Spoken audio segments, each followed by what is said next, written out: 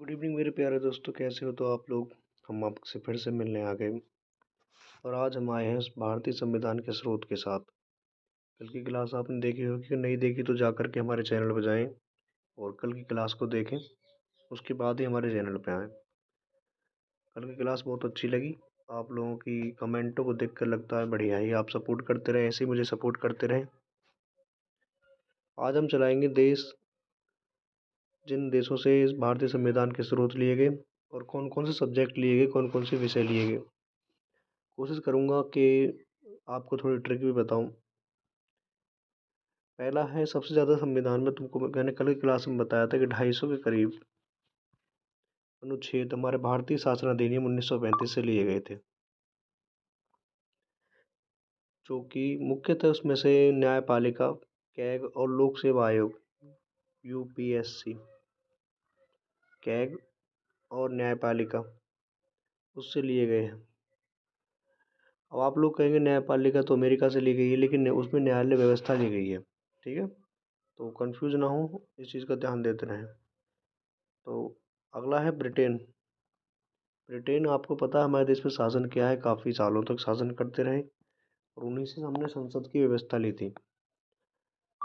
तो सीधा सीधा जो संसदीय व्यवस्था के बारे में बातें आएंगी वे सभी हमने ब्रिटेन से ली हैं। संसदीय व्यवस्था की बात करूं, संसदीय विशेषाधिकार की बात करें, या विधि का शासन, या एकल नागरिकता और मंत्रिमंडल, क्योंकि ये सभी एकल नागरिकता को छोड़कर इसमें ज़्यादातर सभी चीज़ें हमारी संसद से जुड़ी हुई हैं। तो संसद से याद करेंगे कि ब्रिटेन।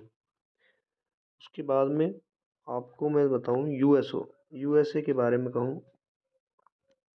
यूएसए पहले से ही हमारे देश का, इंडिया का मित्र रहा है। तो पावर ऑफ इंडिया के नाम से हम ट्रिक याद करेंगे, पावर ऑफ इंडिया।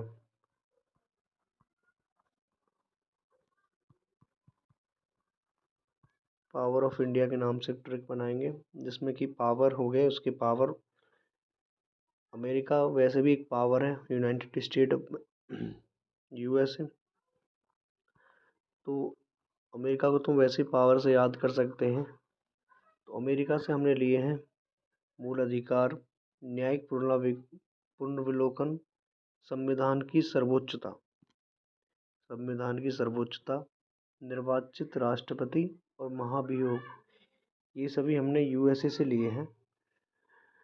और आपको बता दूं, मूल अधिकार भी हमने यूएसए से लिए हैं।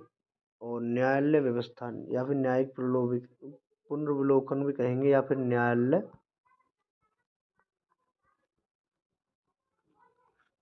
व्यवस्था,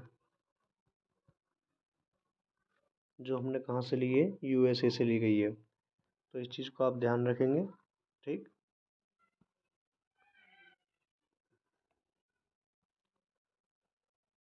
न्यायालय व्यवस्था के बाद में, उसके बाद में हम बात करते हैं कनाडा की। कनाडा की बात करें तो कनाडा, आपको पता है ज़्यादातर पंजाब के लोग कनाडा में ज़्यादातर बसते हैं जा कर के। ठीक है, और पंजाब 5 नदियों का समूह मतलब संघ है। तो आप लोग याद करेंगे, संघीय व्यवस्था हमारे कनाडा से ली गई है। ठीक है, 5 नदियाँ हैं, 5 नदियों का, शक्तियों का विभाजन भी वहीं पर होता है। 5 नदी, पंजाब 5 नदियों का समूह है, समूह मतलब संघ है। तो संघीय व्यवस्था कहाँ से ली गई है, कनाडा से। इम्पोर्टेंट हो गया, शक्तियों का विभाजन हो गया। ठीक है, और अवशिष्ट शक्तियाँ केंद्र के पास। इसमें बताया गया है कि अवशिष्ट शक्तियाँ जो होती हैं वो केंद्र के पास होती हैं ज़्यादातर। लेकिन हमें इम्पोर्टेंट क्या है इसमें, संघात्मक व्यवस्था, मतलब कि इस चीज़ से हम याद रखेंगे। ठीक है, ओके। आप लोग समझ गए होंगे मैं क्या समझा रहा हूँ। कनाडा को जोड़ेंगे पंजाब से, और पंजाब है 5 नदियों का समूह, जैसा कि आप लोग जानते हो, हिंदी में पढ़ा होगा आपने। और समूह मतलब संघ है, और संघात्मक व्यवस्था हमने कनाडा से ली है। अगला है आयरलैंड।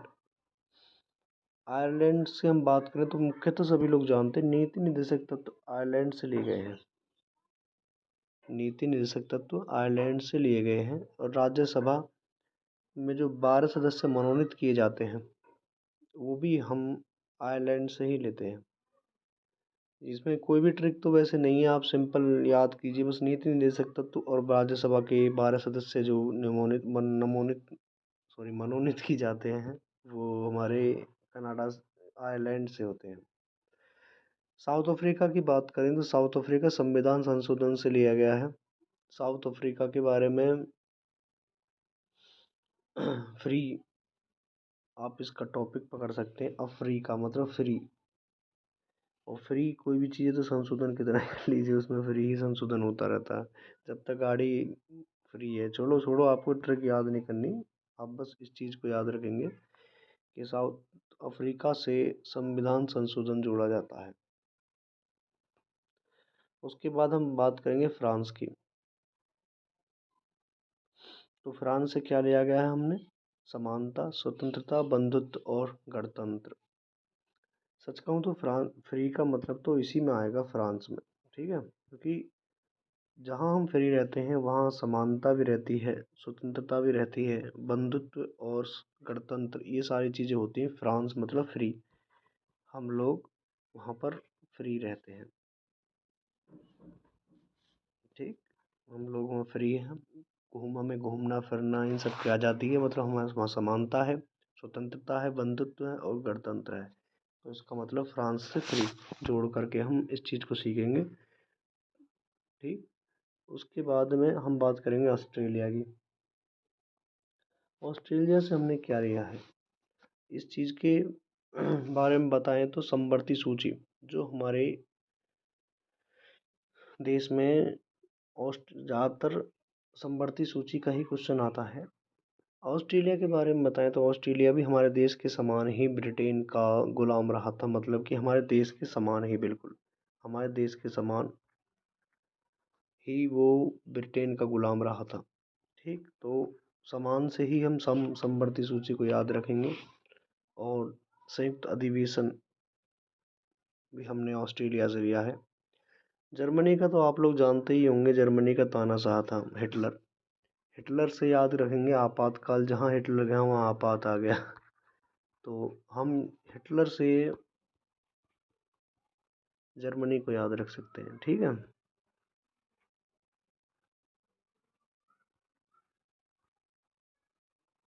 उसके बाद में आप लोग इन चीज़ों को समझ गए होंगे अच्छे से।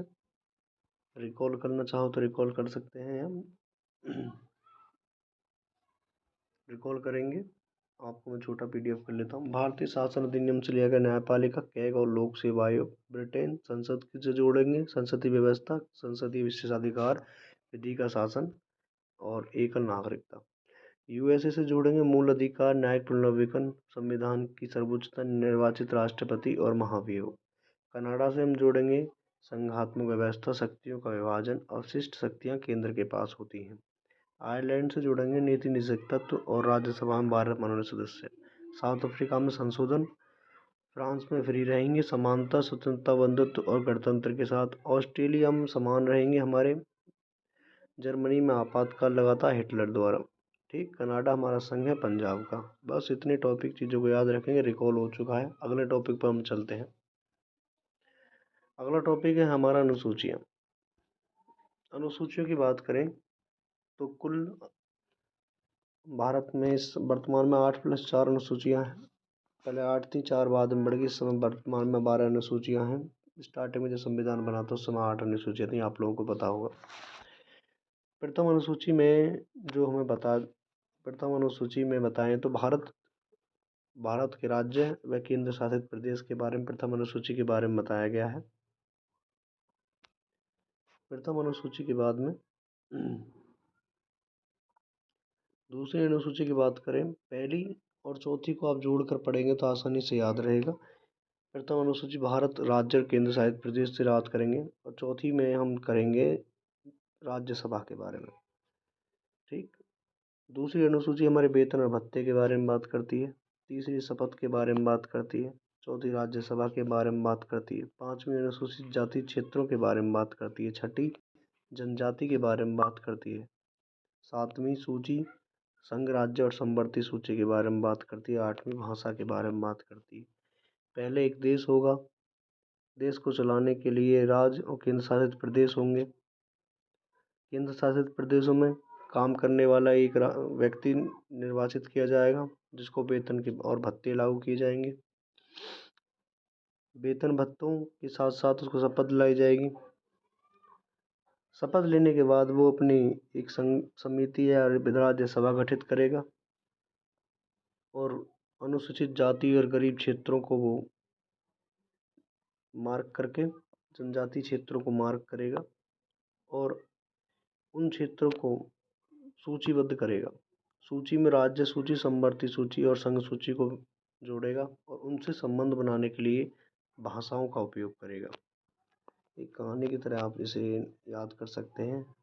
एक व्यक्ति जो किसी राज्य में जाता है, वहाँ वेतन प्राप्त करता है, शपथ लेता है कि मैं वहाँ राज्य को बचाऊंगा, अनुसूचित जाति एवं जनजातियों को सुरक्षित रखूंगा और उन्हें एक सूची में जोड़कर भाषाओं के आधार पर उनसे बातचीत करूंगा। मुख्यतः संशोधन की बात करें तो मुख्य संशोधन कौन कौन से किए गए हैं, इनके बारे में मैं आपको बताऊंगा।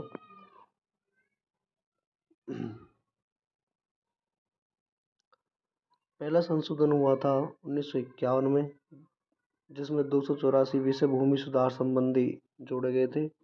वर्तमान न्यायालय में चुनौती दी जा सकती है। ये 9वीं अनुसूची जोड़ी गई थी। कौन सी अनुसूची किस संशोधन के द्वारा जोड़ी गई, ये मैं आपको बताऊंगा। उसके बाद 10वीं अनुसूची जोड़ी गई हमारी 52वें संविधान संशोधन द्वारा, जिसमें जो 1985 में जोड़ी गई, जिसमें दल बदल कानून जोड़ा गया था। ये आपको सभी को पता होगा। 11वीं अनुसूची की बात करूँ तो 73वां संविधान के द्वारा 1952-93 में पंचायती व्यवस्था के आधार पर से जोड़ा गया, जिसमें 29 कार्य क्षेत्रों को तय किया गया था। 12वीं अनुसूची 74वें संविधान संशोधन द्वारा जोड़ी गई, जो 1952-93 में जोड़ा गया, जिसमें पंचायती नगर की व्यवस्था की गई, जो 18 कार्य क्षेत्रों को तय किया गया था। इसमें आपस में जोड़ के याद करेंगे। 8 तक आप सिंपल उनको अलग तरीके से याद करें, इन्हें अलग तरीके से याद करेंगे। 9वीं अनुसूची में भूमि की सुधार की बात की गई। भूमि सुधार करने के बाद भूमि सुधार करके उस क्षेत्र को बदलाव किया गया और वहाँ पर पंचायत में ग्रामीण क्षेत्र बनाए। ग्रामीण क्षेत्र बनने के बाद वहाँ पर शहर बसाए गए। 9वीं 10वीं 11वीं 12वीं इस प्रकार इन्हें याद कर सकते हो। ये छोटी ट्रिक है, आप जैसे चाहें बना सकते हैं। मैं क्विक रिवीजन के साथ एक क्लासों को कंप्लीट कर रहा हूँ। कल हम अगला टॉपिक स्टार्ट करेंगे। कल प्रस्तावना हमारी चलेगी, तो याद रखें प्रस्तावना टॉपिक हम स्टार्ट करेंगे संविधान का। जल्दी से जल्दी से क्विक रिवीजन के आधार पर देखते हुए हमारे चैनल को ज्वाइन करें और जुड़ते रहें ऐसे ही। जय हिंद, जय भारत।